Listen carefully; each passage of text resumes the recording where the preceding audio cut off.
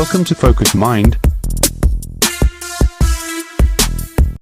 Your brain is organized to reflect everything you know in your life. Your brain is a record of the past. It's an artifact of everything you've learned and experienced at this moment. Feelings and emotions are the end product of past experiences, and we can remember experiences better because we remember how they feel. So most people wake up in the morning and they start remembering all their problems, and those problems are connected to certain people and certain things at certain times and places. The moment they start thinking about those problems, they're thinking in the past. Those problems have an emotion associated with them, and the moment they start feeling those emotions, the body, as the unconscious mind, doesn't know the difference between an experience that's creating an emotion and the emotion the person's fabricating by thought alone. Now, thoughts are the language of the brain, and feelings are the language of the body. And how you think and how you feel creates your state of being. So most people's entire state of being, when they start their day, is already in the past. So you have a choice. The choice is you're either defined by a vision of the future or you're defined by the memories of the past.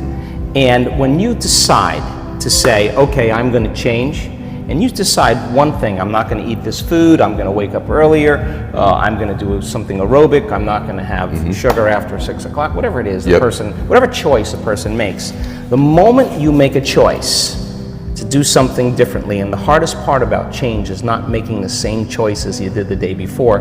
Get ready, because it's going to feel uncomfortable. It's going to feel unfamiliar. There's going to be some uncertainty and unpredictability, and that's the moment the game is on. Yes. So then most people, their body has been conditioned emotionally to be the mind. So now the body says, wow, I'd rather hang on to my guilt than take a chance and possibility. I'd rather live in fear than trust in the unknown. So once the person feels uncomfortable, the body goes, whoa, wait a second, we're out of the program here, and body starts influencing the mind. That's right. So it says, start tomorrow, you'll never change, you don't have the money to do this, you're not good enough, your mother told you were this, your father's fault, it's your ex's fault, you know, all of the voices that come up. Now here's the deal, if you respond to those voices, those same thoughts as if they're true, by the way, they're always going on behind the scenes of your awareness, but now they're amplified because you're outside your comfort zone.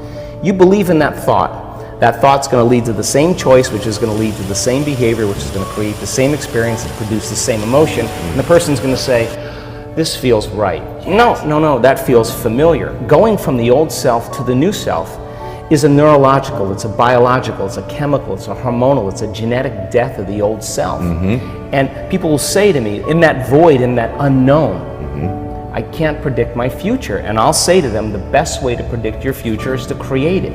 Not from the known, but from the unknown. I love it. So close your eyes now and think about that vision.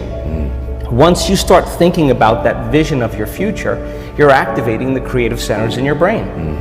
And naturally, you begin to think about putting yourself in the scene.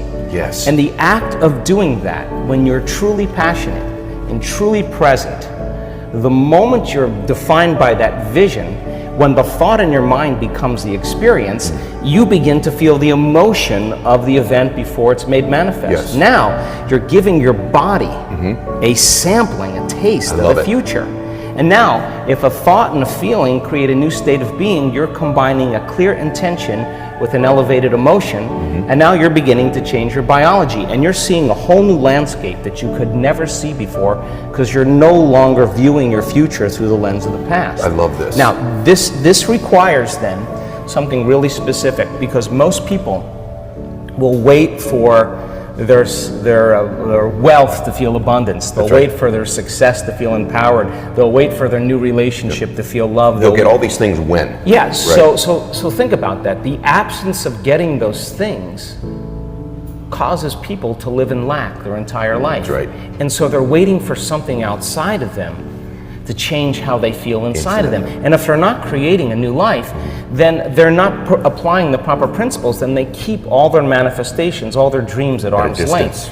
Well, think about this. If you get up feeling gratitude, if you get up feeling empowered, if you get up feeling whole, if you get up feeling unlimited, why would you worry about whether it was going to come or not? You would feel like it already happened.